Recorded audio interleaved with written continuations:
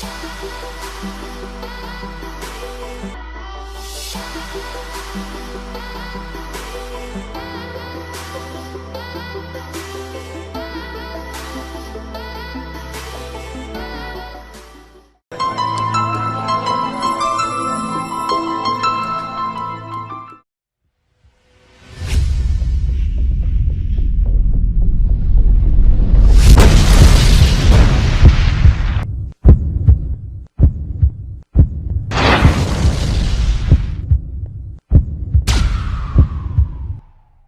درود گرم بر بینندگان عزیز تلویزیون برابری، گفتاری پیرامون بحران محیط زیست و خطر بزرگی که در راه است، فاجعه‌ای در شدن.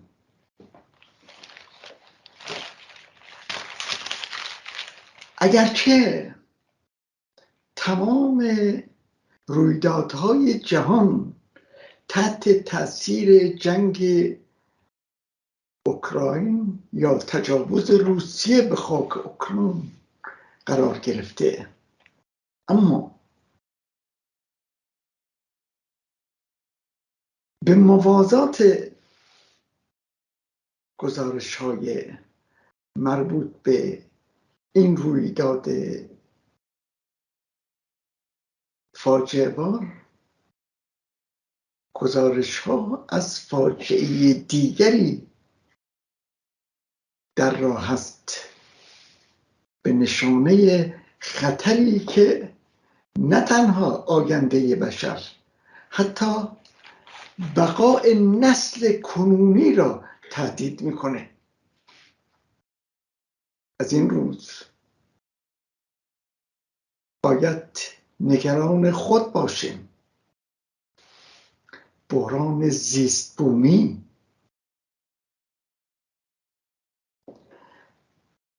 آتش سوزی در جنوب فرانسه،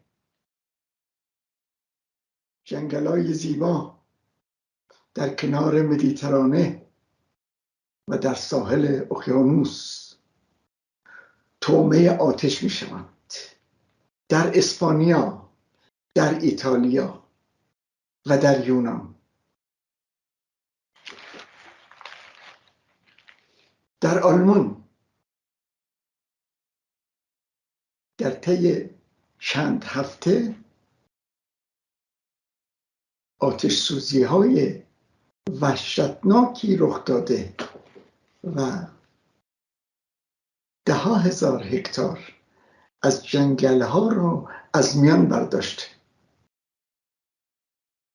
اینها را داشته باشیم در کنار آتش سوزی عمدی در آمازون و حکومت ارتجاعی و دسترسی برزیل که جنگل‌ها را با آتش می‌کشه تا سویا و ذرت بکاره.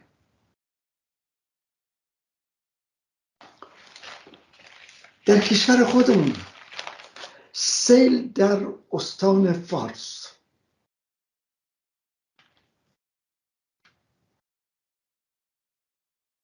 باران شدید در یزد،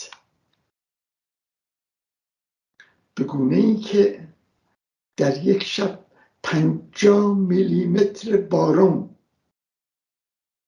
در این استان نزول نموده، حال آنکه ماکسیموم نزول باران در یزد 40 میلیمتر در سال است و شهر تفت در حاشیه یزد در خطر نابودی و ریزش است. سرداب‌های شهر از آب لبریزه و خطر ریزش خانه‌ها یک خطر جدی است. در جاده چالوس در چالوس و در شمال کشور با بارندگی شدید سیل را افتاده است، سیلی که بیگمان جان شمار زیادی از انسانها را گرفته و اگرچه حکومت آمار دقیقی منتشر نکرده، اما میتوان حد زد که این بارندگی و سیل با خطر موجود و جان انسانهایی را تلف نموده است. ویرانی زیاد به بار آورده و جبران ویرانی ها با شرایط کنونی چندان در کوتاه مدت میسر نیست. بی خانمان شدن انسان ها و ویرانی کشت و زرها.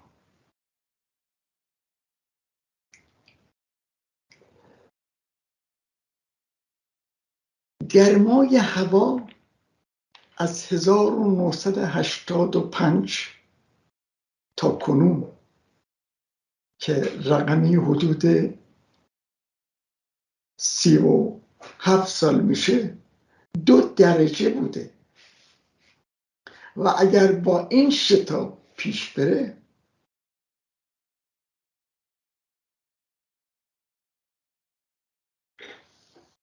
دو خطر جدی آب را تهدید میکنه.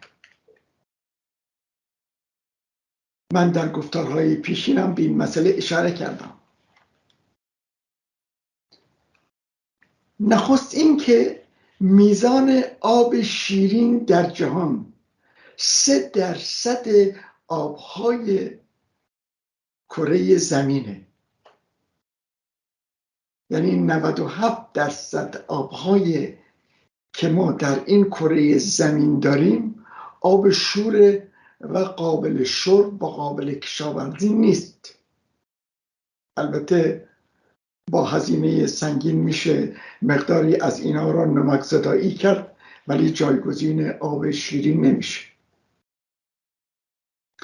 این 3% که در جهان آب شیرین وجود داره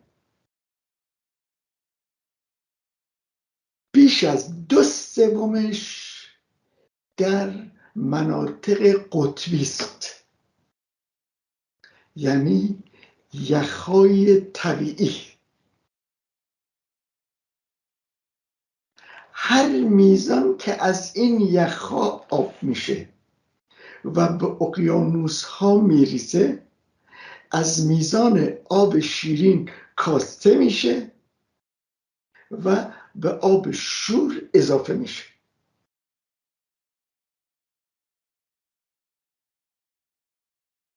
یعنی بر اثر دمای زمین این میزان از آب که از میزان آب شیرین کاسته میشه سطح آب دریاها را در بعضی از مناطق بالا میبره، از جمله در مدیترانه. این خطر در آینده بندر اسکندریه را تهدید میکنه.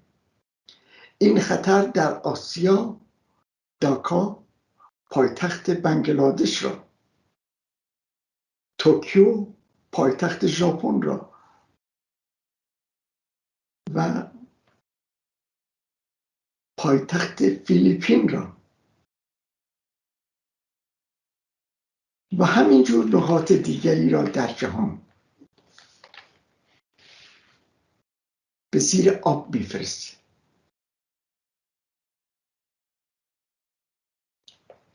به سبب گرمای زمین مناطقی دچار خشکسالی شدید میشن. همکنون 18 میلیون نفر از مردم کنیا با مسئله بی‌آبی و خشکسالی دست به گریبانند. دامها از بی‌آبی تلف میشن، بی‌علفی که جای خود داره. انسانها برای زندگی خود ناچار به کوچ هستند. به کجا پناه ببرند؟ این است که می‌بینیم اون چه که در راه است خطر بسیار بزرگی است.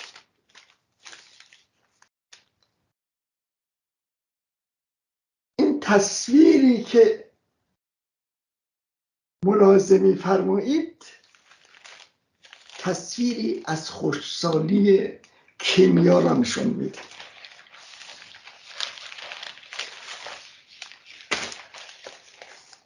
این تصویری که ملاحظه می‌فرمایید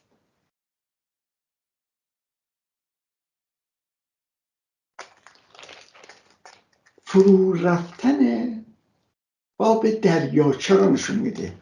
این دریاچه که میزان زیادی از آب خود را از دست داده دریاچه ارومیه نیست که 2/3 از آب خود را از دست داده. دریاچه‌ای در ایالات متحده آمریکاست.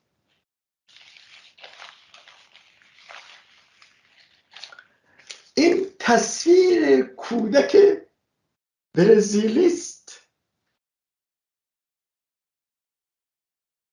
در کنار جنگل آمازون، در کنار جنگل‌هایی که مرتباً با آتش کشیده میشن. در چنین شرایطی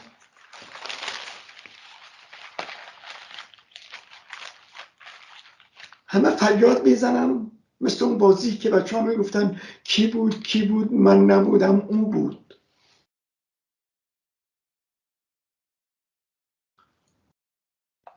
فاجعه زیست محیطی را، فاجعه زیست بومی را صنعت به وجود آورده. ویرانی طبیعت، از بین بردن مراتع و تبدیل به خانه و ساختمان، تأسیسات تجارتی و صنعتی، تولید انرژی، سوختهای فسیلی.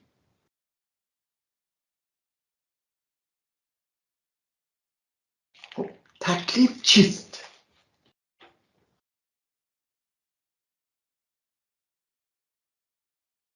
ما در کشورمون از هر جای دیگر جهان بهتر دیدیم.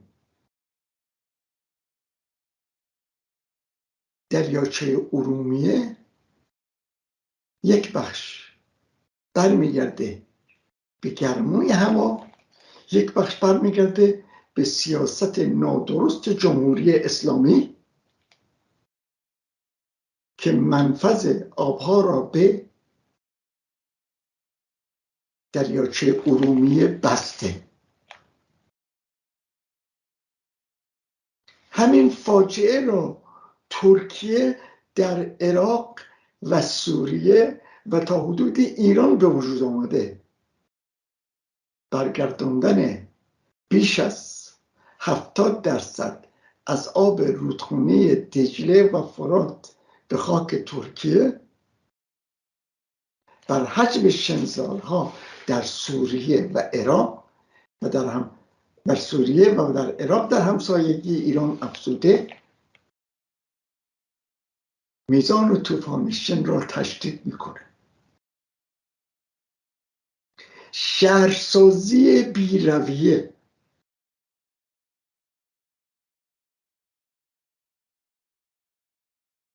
مصرف آب شیرین و آلوده کردن اون،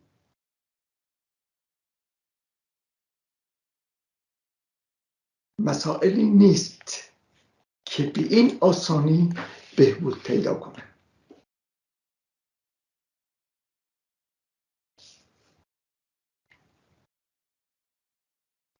کنفرانس ها در راه است و به زودی کنفرانس آتی در مصر برگزار خواهد شد.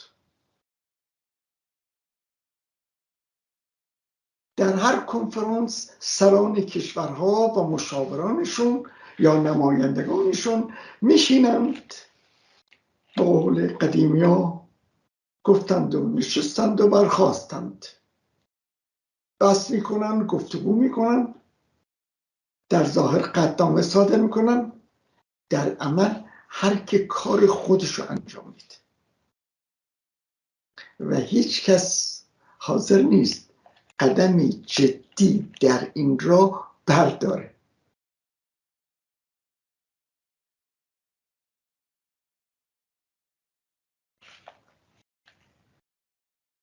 از یک جانب تشویق دولت‌ها برای افزایش جمعیت، از جانب دیگر سیاست بقایت نادرست مذهبی، چه اسلامی، چه کلیمی و چه مسیحی، همکنون در آمریکا این دعوا برپاست که آیا زنان برای سقط جنین آزادی دارند یا نه.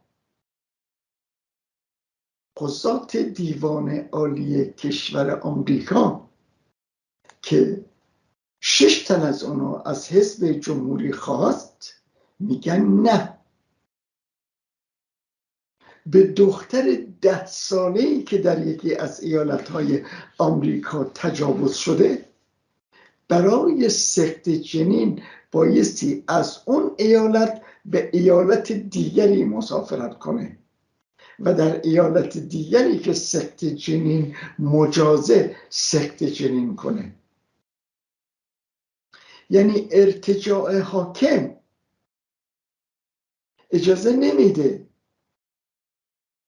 دختری که به اون تجاوز شده از شر یک زایمان زودرس در سن کمتر از 11 سال رها بشه. خب در کشورهای اسلامی به مراتب شدیدتره. در هیچ یک از کشورهای اسلامی سقط جنین مجاز نیست و در همه جا مجازات داره، هم مجازات قانونی داره هم مجازات شرعی داره.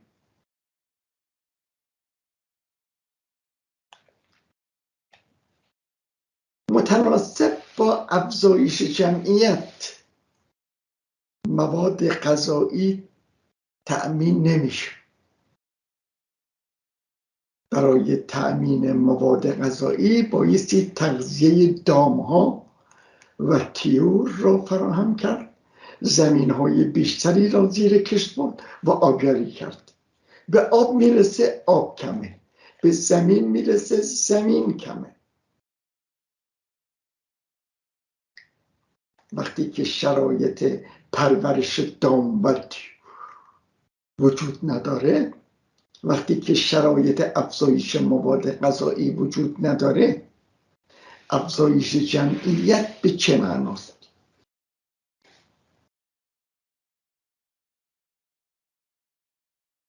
با افزایش جمعیت زمین‌های کشاورزی در حاشیه شهرها و نه در حاشیه شهرها، در درون مزارع تبدیل به واحد مسکونی میشن. از حجم فضای شهرها که نگاه میکنیم، بر حجم فضای شهرها افزوده میشه، بر زمین‌های زیر کشت تبدیل میشن به واحد مسکونی، از میزان زمین‌های زیر کشت کاسته میشه. با افزایش جمعیت و تمرکز اونها در شهرها، از میزان آب کشاورزی کاسته میشه به میزان آب مصرفی شهرها. همین فاجعه‌ای که در کشور ما رخ داده، آب زاینده رود به مصرف آب آشامیدنی قم، یزد، اطراف یزد و مصرف کشاورزی و شهرها در استان کرمان میرسه. اما زمین‌های زیر کشت در اصفهان و قومه تبدیل به زمین بایر خواهد شد. همین مسئله در شمال حاکمه. جنگل ها از میان میرن، تبدیل میشن به واحد مذکوری. با تبدیل شدن جنگل ها به واحد مذکوری از میزان آبی که برای کشت برنج مصرف میشه کاسته میشه، از میزان زمین زیر کشت کم میشه و نیاز به واردات برنج بالا میگیره. این بحران مخلوق بی برنامه است. رشد صنعتی شدن برنامه نداره، رشد جمعیت شهرها برنامه نداره.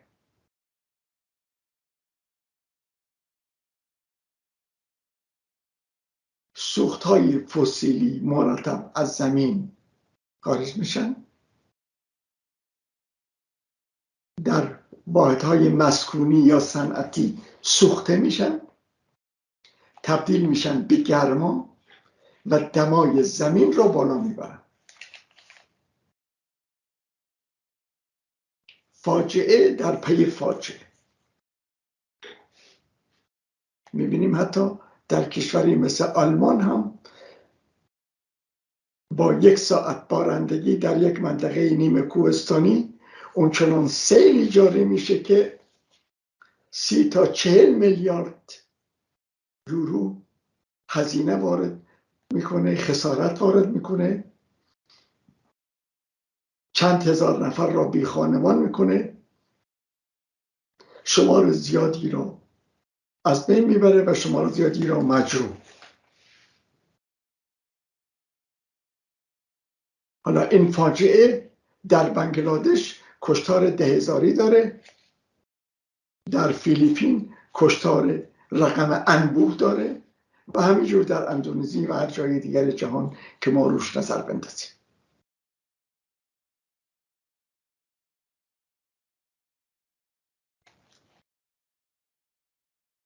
نابودی جنگل ها به نوبه خود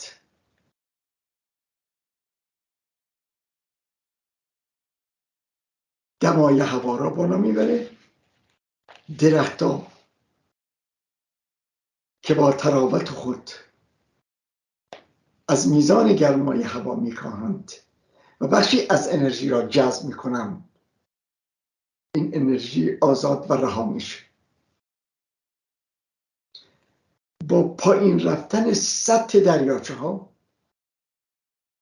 در بعضی نواحی به شوره‌زارها اضافه میشه.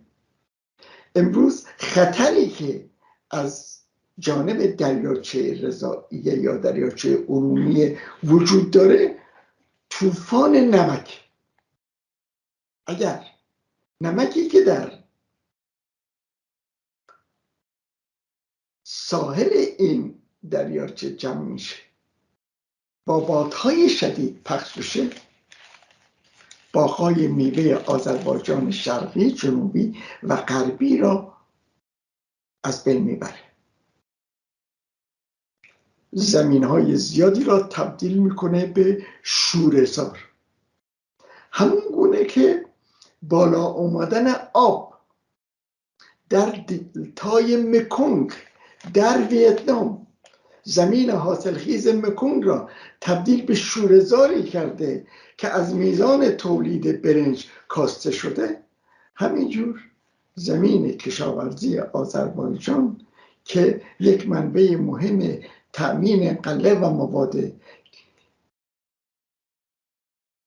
کشاورزی در ایران هست به انهدام کشیده میشه.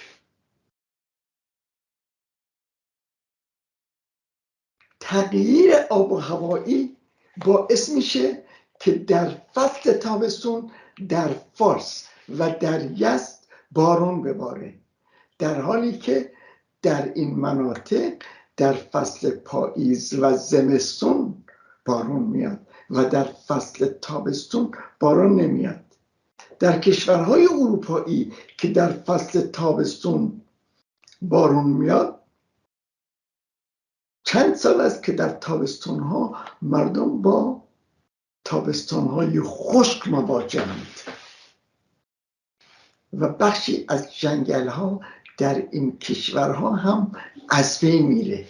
خطری که آینده بشر را تهدید میکنه، چه بسا اروپا به شکل آسیا در بیاد و آسیا به شکل آفریقا و آفریقا به برهوتی مبدل بشه. اون وقت تکلیف 9 میلیارد انسان بر کره زمین چه خواهد شد؟ 9 میلیاردی که این خطر است در 25 سال آینده به رقم 15 میلیارد برسه و با 3% آب شیرین جهان که اون هم بیش از 70%ش در قطب‌های یخبند است و خطر ذوب شدنشون و تبدیلشون به آب شور، یعنی با ورود اونها به اقیانوس‌ها و مخلوط شدن با آب اقیانوس‌ها تبدیل به آب شور شدنشون یک خطر جدی‌تر از دمای زمینه. باید تلاش نمود جهان را تابع حکومت منطق نمود، تابع برنامه ریزی. سیاستمداران خرفتی که تنها در خدمت سرمایه هستند و تنها به سود سرمایه فکر میکنن، باید بدونن با نابودی بشریت سرمایه هم جایی نداره. سرمایه به این دلیل جا داره که انسان‌هایی در کره زمین در حدود 200 کشور عالم زندگی میکنند، تولید میکنند، مصرف میکنند، به عنوان مصرف کننده کالایی را مصرف میکنند که سودی از اون نصیب سرمایه داری میشه، به عنوان تولید کننده کالا و خدماتی عرضه میکنند که سودی از اون نصیب سرمایه داری میشه. دولت‌های خدمتگزار سرمایه داری باید بدونن بقای انسانی در گروه تثبیت محیط زیست، رشد شتابان گرما و از کنترل خارج شدن گرمای زمین، همینجور که اشاره کردم، چند وجهیست، یک وجهی نیست، به چند اعتبار مطرح است. اما بشر نقش اول را در این ویرانی داره و تا کی باید انتظار کشید که زمامداران جهان به این منطق تسلیم بشن که بایستی به شکل جدی دست به کار شد. منطق را جایگزین سود خارج از نرم معمول دید، به بقای بشریت، به بقای کره زمین اندیشید که تنها کره مسکونی منظومه شمسی است. یعنی اگر بشر میتونه در طی 1 سال به کره مریخ مهاجرت کنه، اگر کره مریخ قابل مهاجرت بود باز یک چیزی، اما تا به امروز کاوش‌های فضایی نشون میده که هیچ کدام از کرات منظومه شمسی که همسایه ما هستند قابل سکونت نیست و در نتیجه ما باید کره زمین را به قول معروف دو دستی نگه داریم، با تمام توان برای حفاظت آن بکوشیم، جلو گرم شدن زمین را بگیریم، جلو آلوده شدن زمین را بگیریم، جلو آلوده شدن خاک را بگیریم، با کنترل جمعیت میزان موالید را در حدی نگه داریم که تعادل زیست بومی حفظ بشه، وگرنه نه کودک برزیلی که نگران فردای خوده و نه خانواده کنیایی که دچار خشکسالی شده، بلکه حتی کشورهای اروپایی، آمریکا و ژاپن را هم این خطر تهدید میکنه. این خطر جدی است و هر کس به سهم خودش مسئولیت داره، اگرچه مسئولیت اصلی بر عهده جهان سرمایه‌داری است. جهان سرمایه‌داری با بی‌تدبیری و سیاست نادرست رشد به هر قیمتی فاجعه کنونی را به بار آورده. اگر این فاجعه را کنترل نکنه، وای به فردایی که چه بسا در کار نباشه. وقتی میگم فردا، نه اینکه تصور این باشه که همین فردای 24 ساعت یا فردای 2 سال، بلکه فردای نسل دوم، فردای نسل سوم. اون چه که از ما دست کم این کره ما زندگی میلیاردی داره. دوران نخست زمین شناسی میگویند چند میلیارد سال بوده و این زمینی که چند میلیارد سال زیسته نباید توسط نسل ما یا نسل ما و نسل آتی نابود بشه. باید این را نگه داشت تا نسل‌های متمادی بتونن بر روی آن زندگی کنن و تمدن بشری را که به این مرحله رسیده و میتونه به کاوش‌های فضایی دست بدن حفظ کنن تا شاید راه فضا باز بشه و در آینده قابل پیشبینی امکان مهاجرت به کرات قابل سکونت فراهم بشه. البته این شاید رویا باشه برای امروز، اما با تکنیک بشر همه چیز میسره، به شرط اینکه تدبیر و خرد به بشریت حکومت کنه، نه منافع سرمایه و سرمایه دار، نه منافع ابرقدرت ها و برتری طلبی.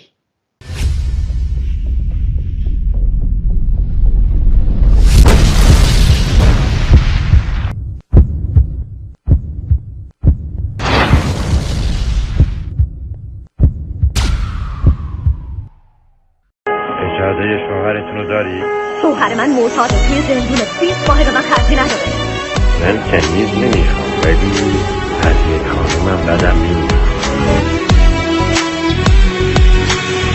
هوا تاریک و سرد و سیاه، چشم همه منتظر و خیره به راه، تو سینه ها همه پر از ناله و آه، این توان سنگینی بار گناه، صورتهای مات و بیروح و سرد و تکیده، نگاه های گرسنه و حریص و درید، رو همه چیز سایه سرد سکوته، روز محشر یا روز اول حبوته، اینجا خونه آدم ها بعضن توی گوره، سرنوشت ما دقیقا یک گره کوره، سرشت باک آدمیت از ما دوره، نبرد خیر و شر و جنگ ظلمت و نوره، هر طرف که رو میکنم آتیشه و و دوده شلاق و خون شکنجه و زندان نمروده میگن اینجا زندگی تا بوده همین بوده چیزی نپرس حرفی نشون به غاز آسوده اما مگه میشه ظلم و دید و خب خون گره مگه میشه تو جهنم نشست آروم گره من نمیخوام مثل همه تابع قانون باشم تابع قانون آدم خورای قاتل باشم من نمیخوام جوونامون رو بی فردا ببینم دخترای فقیر رو تو چنگ گردا ببینم من نمیخوام آیندم و توی هوا ببینم تموم دلخوشیامو مثل سراب ببینم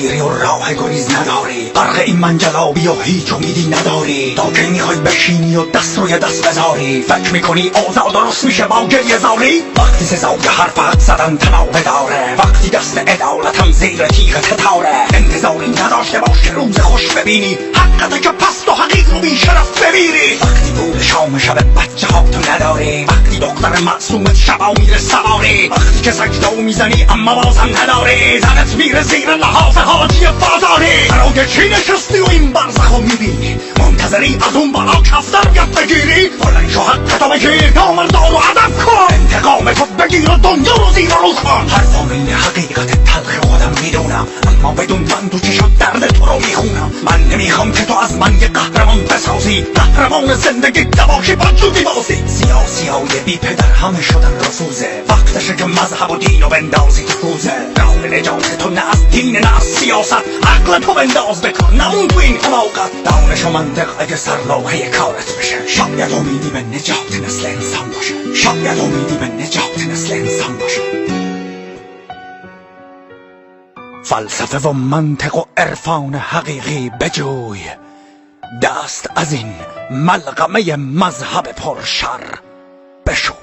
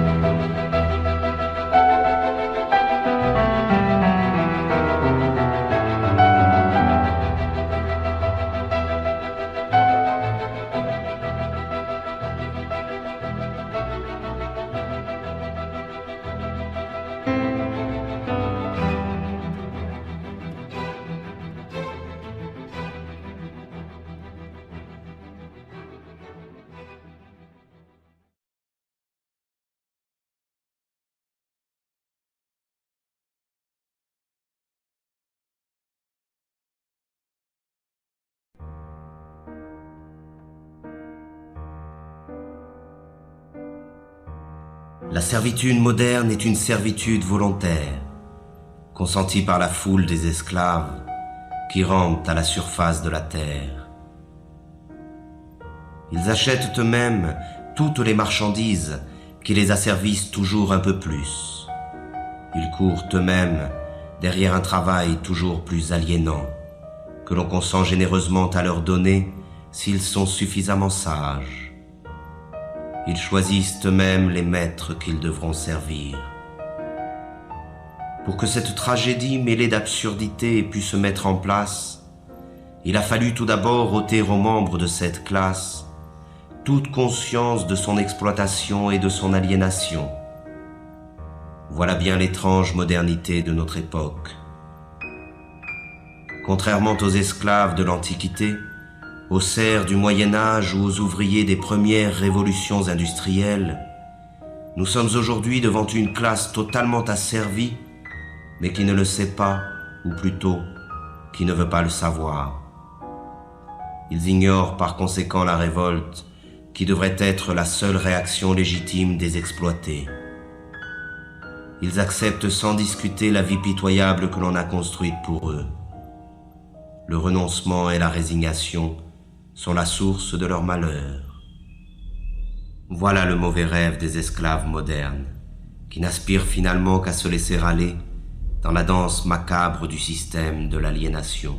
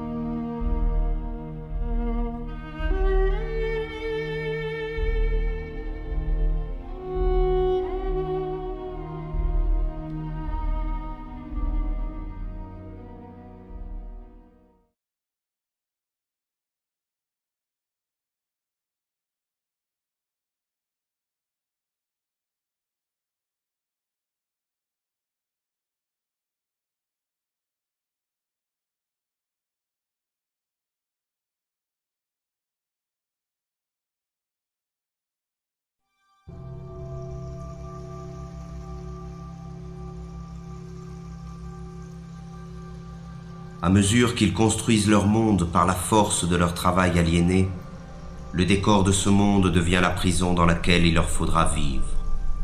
Un monde sordide, sans saveur ni odeur, qui porte en lui la misère du mode de production dominant. Ce décor est en perpétuelle construction. Rien n'y est stable.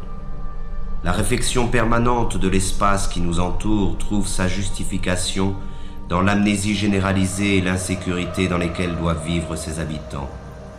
Il s'agit de tout refaire à l'image du système. Le monde devient tous les jours un peu plus sale et bruyant, comme une usine. Chaque parcelle de ce monde est la propriété d'un État ou d'un particulier. Ce vol social, qu'est l'appropriation exclusive du sol, se trouve matérialisé dans l'omniprésence des murs, des barreaux, des clôtures, des barrières et des frontières. Ils sont la trace visible de cette séparation qui envahit tout. Mais parallèlement, l'unification de l'espace selon les intérêts de la culture marchande est le grand objectif de notre triste époque. Le monde doit devenir une immense autoroute, rationalisée à l'extrême, pour faciliter le transport des marchandises. Tout obstacle, naturel ou humain, doit être détruit. L'habitat dans lequel s'entasse cette masse servile est à l'image de leur vie. Il ressemble à des cages, à des prisons, à des cavernes. Mais contrairement aux esclaves ou aux prisonniers, l'exploité des temps modernes doit payer sa cage.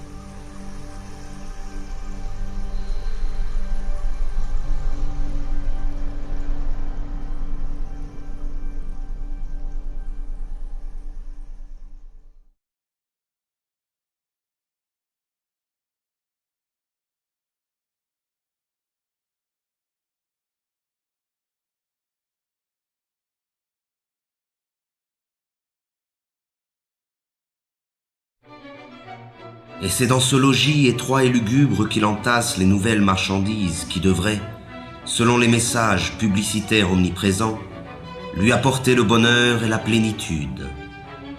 Mais plus il accumule des marchandises, et plus la possibilité d'accéder un jour au bonheur s'éloigne de lui.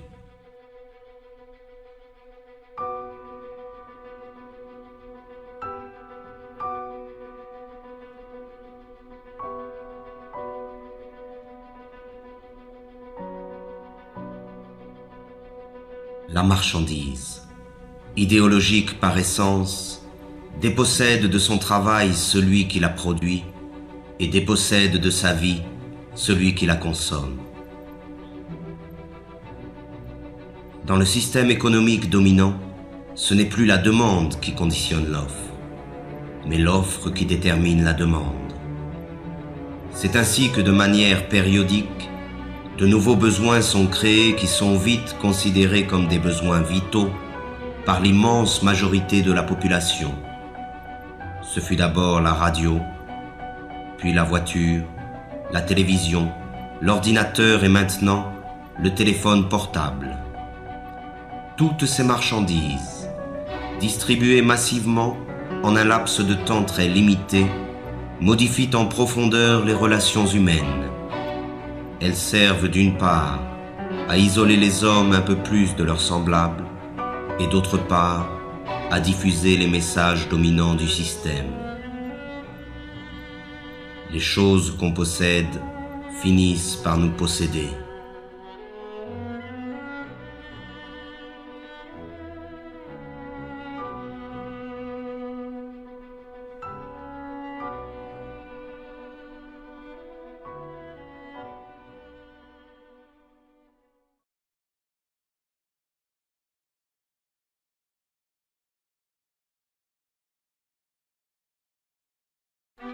Mais c'est encore lorsqu'il s'alimente que l'esclave moderne illustre le mieux l'état de décrépitude dans lequel il se trouve.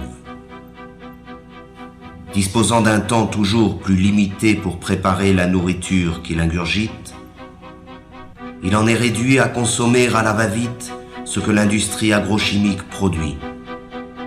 Il erre dans les supermarchés à la recherche des ersatz que la société de la fausse abondance consent à lui donner. Là encore, il n'a plus que l'illusion du choix. L'abondance des produits alimentaires ne dissimule que leur dégradation et leur falsification. Il ne s'agit bien notoirement que d'organismes génétiquement modifiés, d'un mélange de colorants et de conservateurs, de pesticides, d'hormones et autres inventions de la modernité. Le plaisir immédiat est la règle du mode d'alimentation dominant, de même qu'il est la règle de toutes les formes de consommation. Et les conséquences sont là qui illustrent cette manière de s'alimenter. Mais c'est face au dénuement du plus grand nombre que l'homme occidental se réjouit de sa position et de sa consommation frénétique. Pourtant, la misère est partout où règne la société totalitaire marchande. Le manque est le revers de la médaille de la fausse abondance. Et dans un système qui érige l'inégalité comme critère de progrès, même si la production agrochimique est suffisante pour nourrir la totalité de la population mondiale, la faim ne devra jamais disparaître.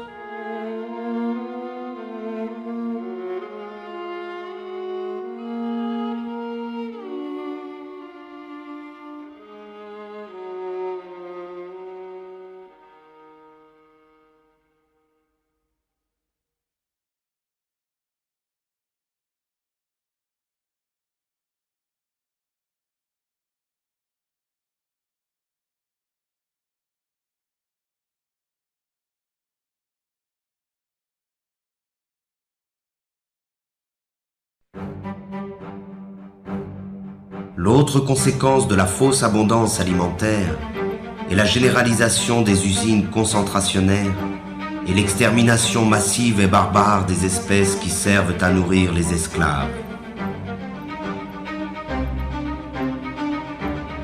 Là se trouve l'essence même du mode de production dominant. La vie et l'humanité ne résistent pas face au désir de profit de quelques-uns.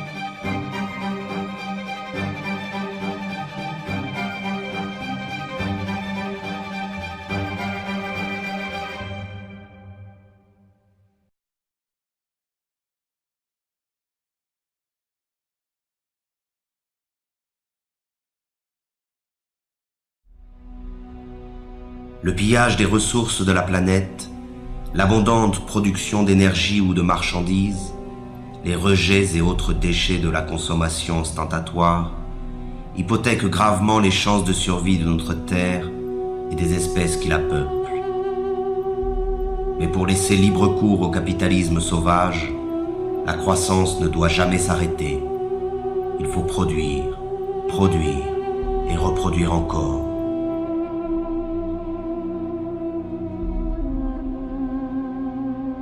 Et ce sont les mêmes pollueurs qui se présentent aujourd'hui comme les sauveurs potentiels de la planète. Ces imbéciles du show business subventionnés par les firmes multinationales essaient de nous convaincre qu'un simple changement de nos habitudes de vie suffirait à sauver la planète du désastre. Et pendant qu'ils nous culpabilisent, ils continuent à polluer sans cesse notre environnement et notre esprit. Ces pauvres thèses pseudo-écologiques sont reprises en chœur par tous les politiciens véreux à court de slogans publicitaires. Mais ils se gardent bien de proposer un changement radical dans le système de production. Il s'agit comme toujours de changer quelques détails pour que tout puisse rester comme avant.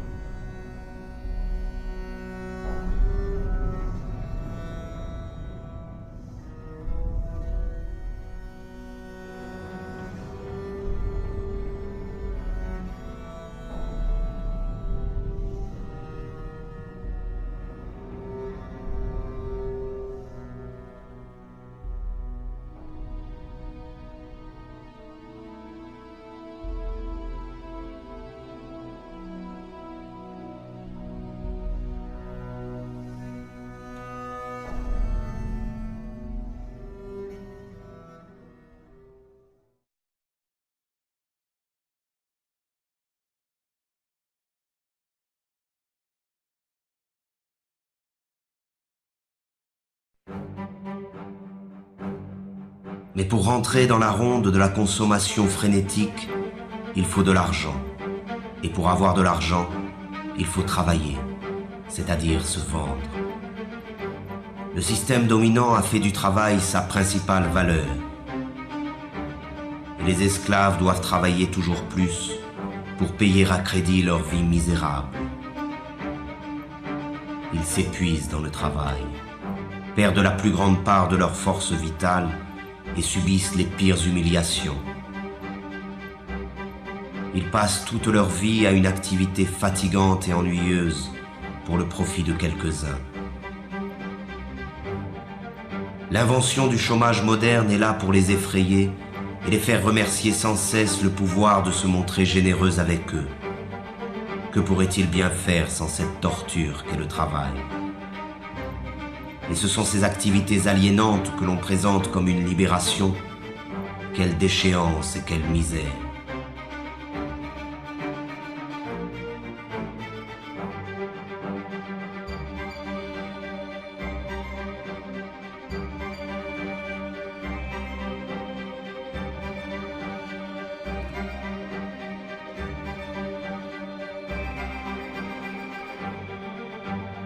Toujours pressés par le chronomètre ou par le fouet, chaque geste des esclaves est calculé afin d'augmenter la productivité. L'organisation scientifique du travail constitue l'essence même de la dépossession des travailleurs, à la fois du fruit de leur travail, mais aussi du temps qu'ils passent à la production automatique des marchandises ou des services. Le rôle du travailleur se confond avec celui d'une machine dans les usines, avec celui d'un ordinateur dans les bureaux. Le temps perdu ne revient plus. Ainsi, chaque travailleur est assigné à une tâche répétitive, qu'elle soit intellectuelle ou physique. Il est spécialiste dans son domaine de production. Cette spécialisation se retrouve à l'échelle de la planète dans le cadre de la Division internationale du travail. On conçoit en Occident, on produit en Asie et l'on meurt en Afrique.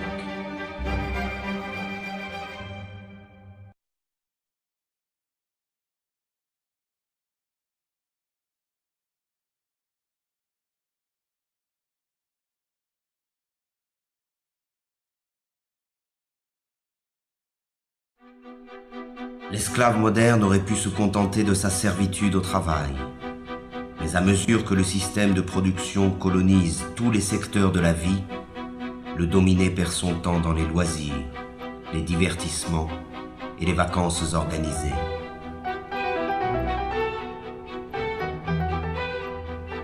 Aucun moment de son quotidien n'échappe à l'emprise du système. Chaque instant de sa vie a été envahi. C'est un esclave à temps plein.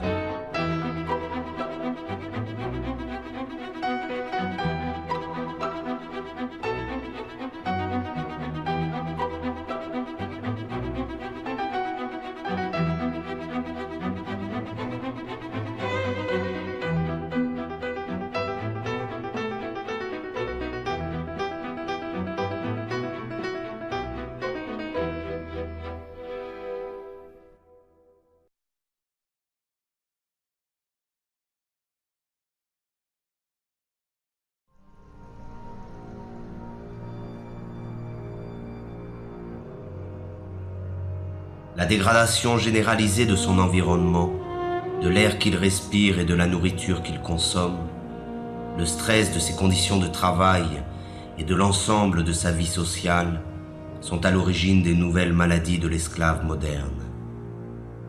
Il est malade de sa condition servile et aucune médecine ne pourra jamais remédier à ce mal. Seule la libération la plus complète de la condition dans laquelle il se trouve enfermé peut permettre à l'esclave moderne de se libérer de ses souffrances.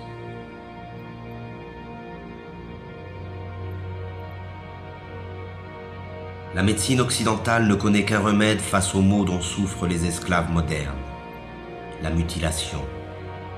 C'est à base de chirurgie, d'antibiotiques ou de chimiothérapie que l'on traite les patients de la médecine marchande. On s'attaque aux conséquences du mal sans jamais en chercher la cause. Cela se comprend autant que cela s'explique. Cette recherche nous conduirait inévitablement vers une condamnation sans appel de l'organisation sociale dans son ensemble. De même qu'il a transformé tous les détails de notre monde en simples marchandises, le système présent a fait de notre corps une marchandise, un objet d'étude et d'expérience livré aux apprentis sorciers de la médecine marchande et de la biologie moléculaire. Et les maîtres du monde sont déjà prêts à breveter le vivant. Le séquençage complet de l'ADN du génome humain est le point de départ d'une nouvelle stratégie mise en place par le pouvoir. Le décodage génétique n'a d'autre but que d'amplifier considérablement les formes de domination et de contrôle. Notre corps, lui aussi, après tant d'autres choses, nous a échappé.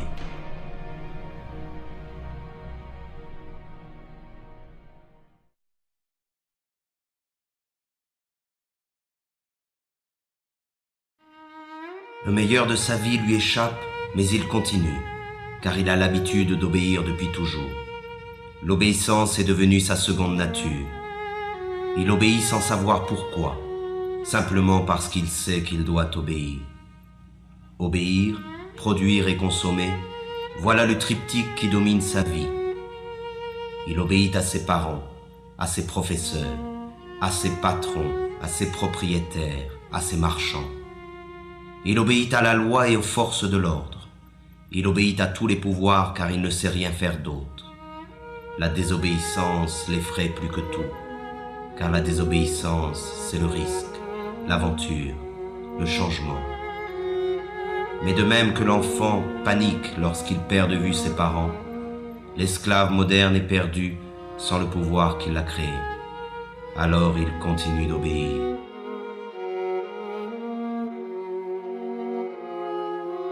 C'est la peur qui a fait de nous des esclaves et qui nous maintient dans cette condition. Nous nous courbons devant les maîtres du monde et leur police. Nous acceptons cette vie d'humiliation et de misère par crainte. Nous disposons pourtant de la force du nombre face à cette minorité qui gouverne. Leur force à eux, ils ne la retirent pas de leur police, mais bien de notre consentement. Nous justifions notre lâcheté devant l'affrontement légitime contre les forces qui nous oppriment par un discours plein d'humanisme moralisateur. Le refus de la violence révolutionnaire est ancré dans les esprits de ceux qui s'opposent au système au nom des valeurs que ce système nous a lui-même enseignées. Mais le pouvoir, lui, n'hésite jamais à utiliser la violence quand il s'agit de conserver son hégémonie.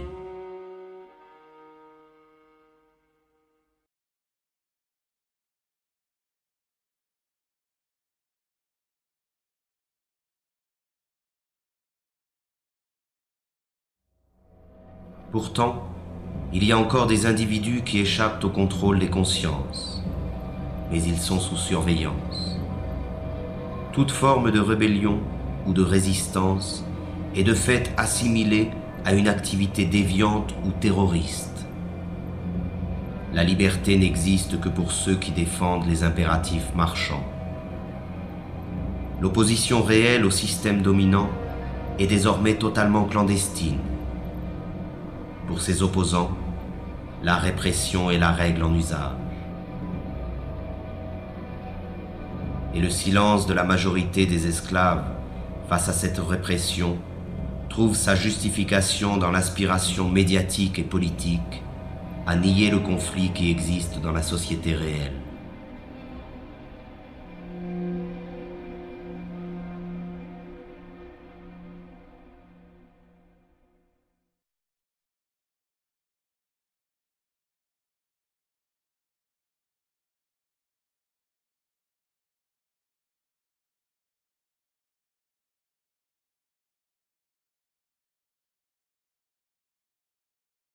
Comme tous les êtres opprimés de l'histoire, l'esclave moderne a besoin de sa mystique et de son Dieu pour anesthésier le mal qui le tourmente et la souffrance qui l'accable. Mais ce nouveau Dieu, auquel il a livré son âme, n'est rien d'autre que le néant, un bout de papier, un numéro qui n'a de sens que parce que tout le monde a décidé de lui en donner. C'est pour ce nouveau Dieu qu'il étudie, qu'il travaille, qu'il se bat et qu'il se vend. C'est pour ce nouveau Dieu qu'il a abandonné toute valeur et qu'il est prêt à faire n'importe quoi. Il croit qu'en possédant beaucoup d'argent, il se libérera des contraintes dans lesquelles il se trouve enfermé, comme si la possession allait de pair avec la liberté. La libération est une ascèse qui provient de la maîtrise de soi. Elle est un désir et une volonté en acte. Elle est dans l'être et non dans la voix. Mais encore faut-il être résolu à ne plus servir, à ne plus obéir. Encore faut-il être capable de rompre avec une habitude que personne, semble-t-il, n'ose remettre en cause.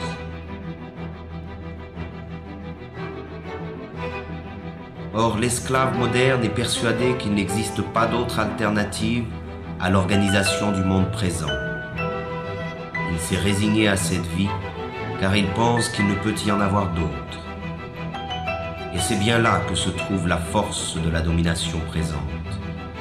Entretenir l'illusion que ce système, qui a colonisé toute la surface de la Terre, est la fin de l'histoire. Il a fait croire à la classe dominée que s'adapter à son idéologie revient à s'adapter au monde tel qu'il est et tel qu'il a toujours été. Rêver d'un autre monde est devenu un crime condamné unanimement par tous les médias et tous les pouvoirs. Le criminel est en réalité celui qui contribue, consciemment ou non, à la démence de l'organisation sociale dominante. Il n'est pas de folie plus grande que celle du système présent.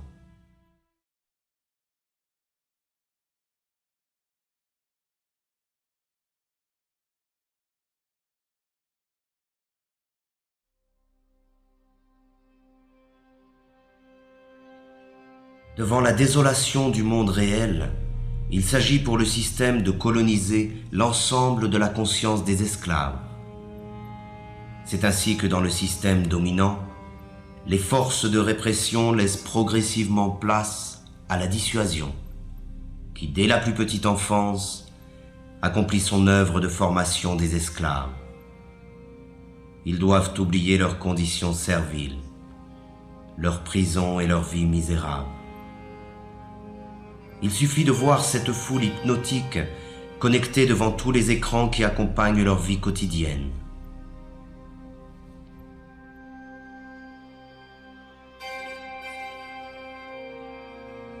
Ils trompent leur insatisfaction permanente dans le reflet manipulé d'une vie rêvée, faite d'argent, de gloire et d'aventure.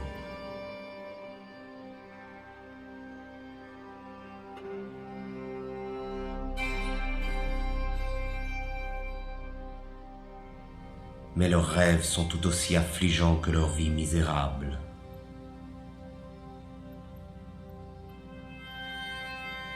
Il existe des images pour tous et partout. Elles portent en elles le message idéologique de la société moderne et servent d'instruments d'unification et de propagande. Elles croissent à mesure que l'homme est dépossédé de son monde et de sa vie.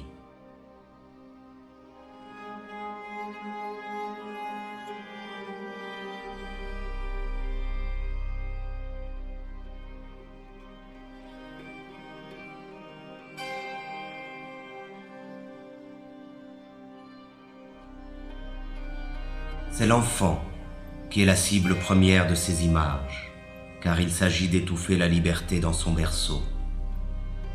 Il faut les rendre stupides et leur ôter toute forme de réflexion et de critique.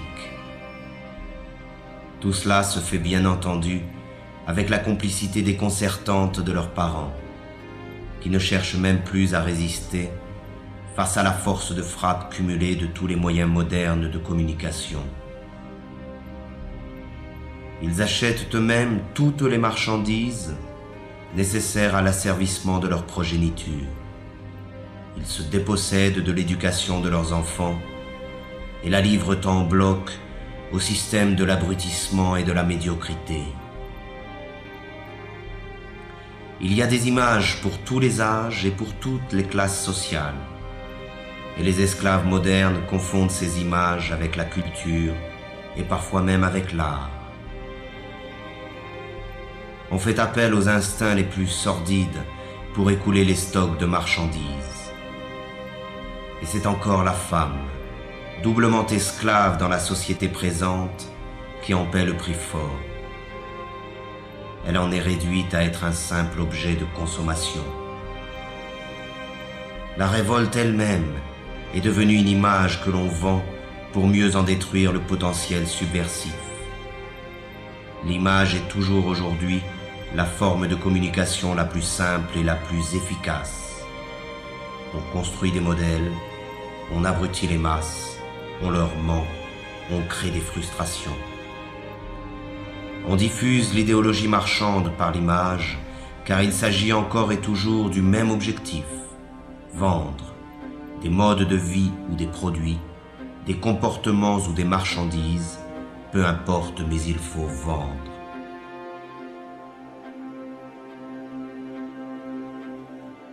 Ces pauvres hommes se divertissent, mais ce divertissement n'est là que pour faire diversion face au véritable mal qui les accable. Ils ont laissé faire de leur vie n'importe quoi et ils feignent d'en être fiers. Ils essaient de montrer leur satisfaction, mais personne n'est dupe. Ils n'arrivent même plus à se tromper eux-mêmes lorsqu'ils se retrouvent face au reflet glacé du miroir.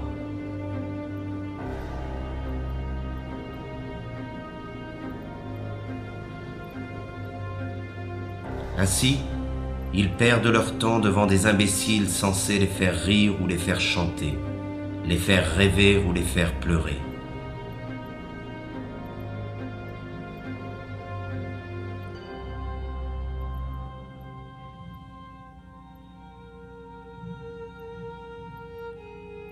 On mime à travers le sport médiatique les succès et les échecs, les forces et les victoires que les esclaves modernes ont cessé de vivre dans leur propre quotidien. Leur insatisfaction les incite à vivre par procuration devant leur poste de télévision.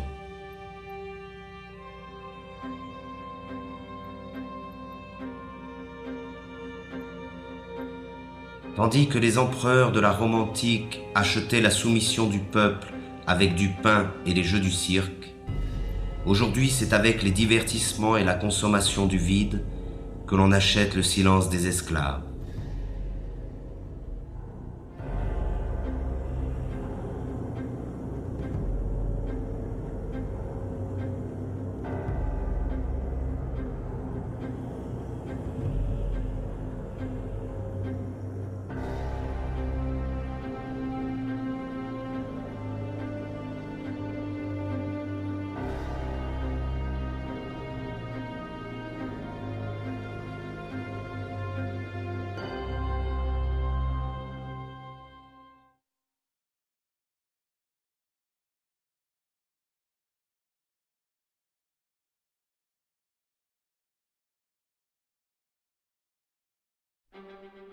La domination sur les consciences passe essentiellement par l'utilisation viciée du langage, par la classe économiquement et socialement dominante.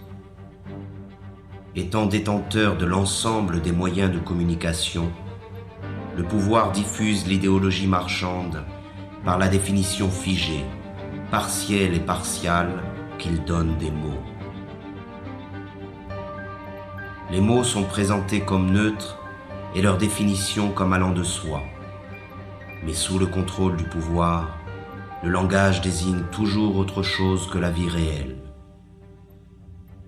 C'est avant tout un langage de la résignation et de l'impuissance, le langage de l'acceptation passive des choses telles qu'elles sont et telles qu'elles doivent demeurer.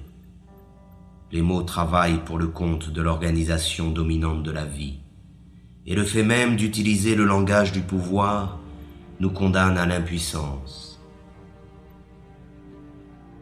Le problème du langage est au centre du combat pour l'émancipation humaine. Il n'est pas une forme de domination qui se surajoute aux autres. Il est le cœur même du projet d'asservissement du système totalitaire marchand. C'est par la réappropriation du langage, et donc de la communication réelle entre les personnes, que la possibilité d'un changement radical émerge de nouveau. C'est en cela que le projet révolutionnaire rejoint le projet poétique. Dans l'effervescence populaire, la parole est prise et réinventée par des groupes étendus. La spontanéité créatrice s'empare de chacun et nous rassemble tous.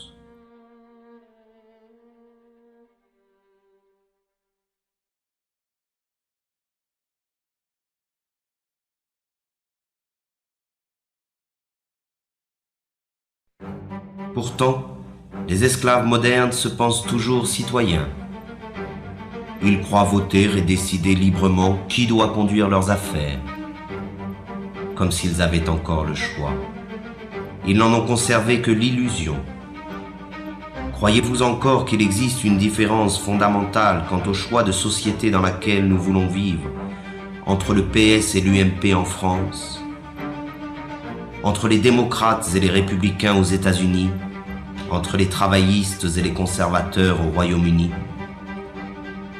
Il n'existe pas d'opposition car les partis politiques dominants sont d'accord sur l'essentiel, qui est la conservation de la présente société marchande. Il n'existe pas de parti politique susceptible d'accéder au pouvoir qui remettent en cause le dogme du marché. Et ce sont ces partis qui, avec la complicité médiatique, monopolisent l'apparence. Ils se chamaillent sur des points de détail pourvu que tout reste en place. Ils se disputent pour savoir qui occupera les places que leur offre le parlementarisme marchand.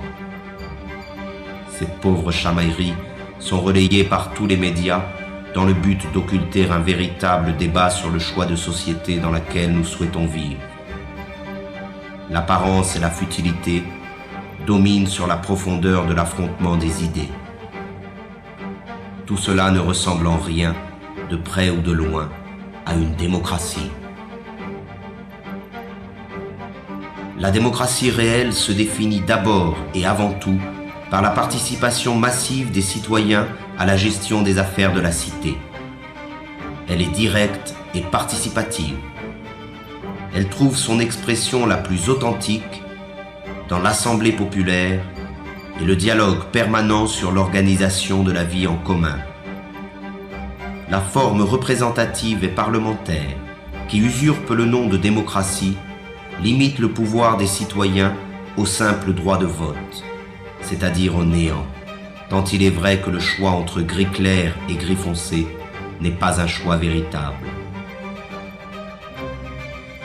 Les sièges parlementaires sont occupés dans leur immense majorité par la classe économiquement dominante, qu'elle soit de droite ou de la prétendue gauche social-démocrate. Le pouvoir n'est pas à conquérir, il est à détruire. Il est tyrannique par nature, qu'il soit exercé par un roi, un dictateur ou un président élu. La seule différence dans le cas de la démocratie parlementaire, c'est que les esclaves ont l'illusion de choisir eux-mêmes le maître qu'ils devront servir. Le vote a fait d'eux les complices de la tyrannie qui les opprime. Ils ne sont pas esclaves parce qu'il existe des maîtres, mais il existe des maîtres parce qu'ils ont choisi de demeurer esclaves.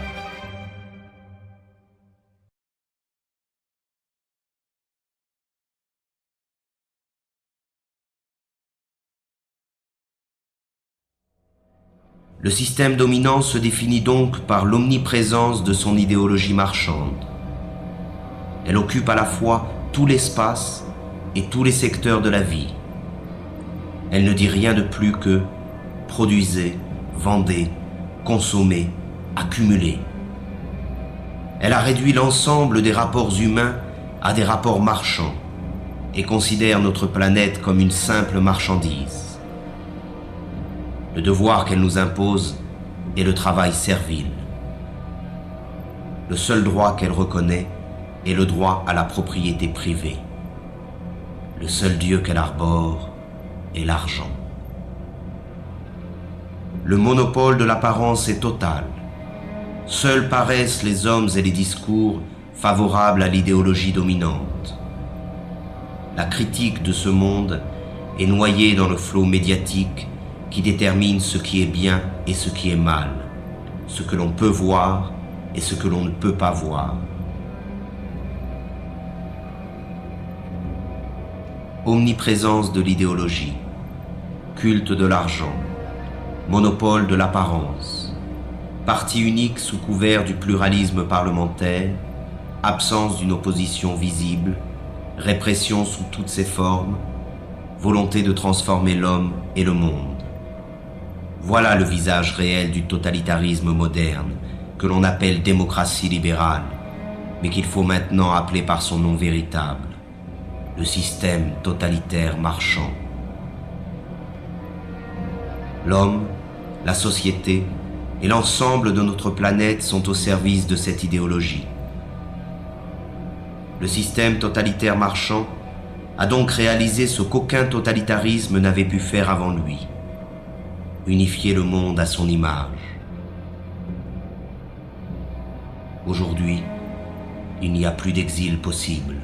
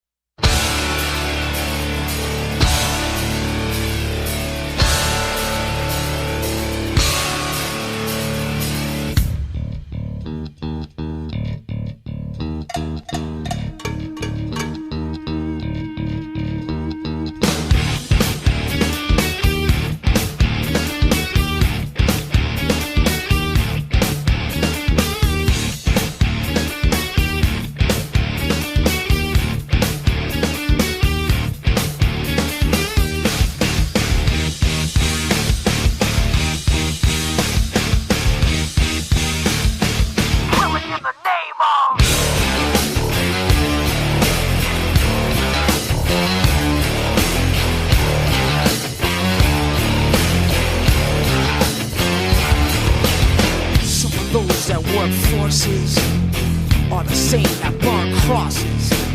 Some of those that work forces are the same that burn crosses.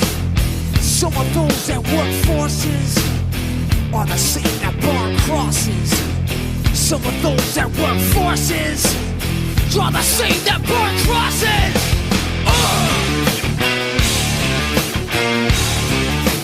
Killing in the name of, killing in the name of. Now you do what they told ya. Now you do what they told ya. Now you do what they told ya. Now you do what they told ya. Now you do what they told ya. Now you do what they told ya. And now you do what they told ya. And now you do what they told ya. And now you do what they told ya. And now you do what they told ya. And now you do what they told ya. And now you do what they told ya. Those who died are justified for wearing the badge and you're chosen white.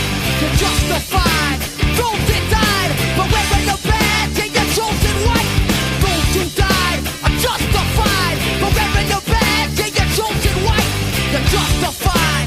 Those who died for wearing the badge and you're chosen white.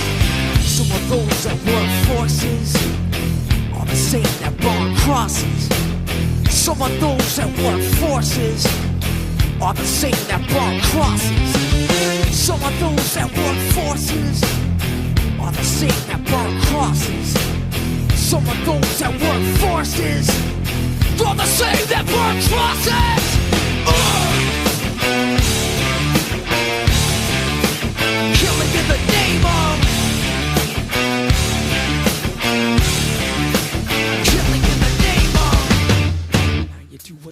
told you.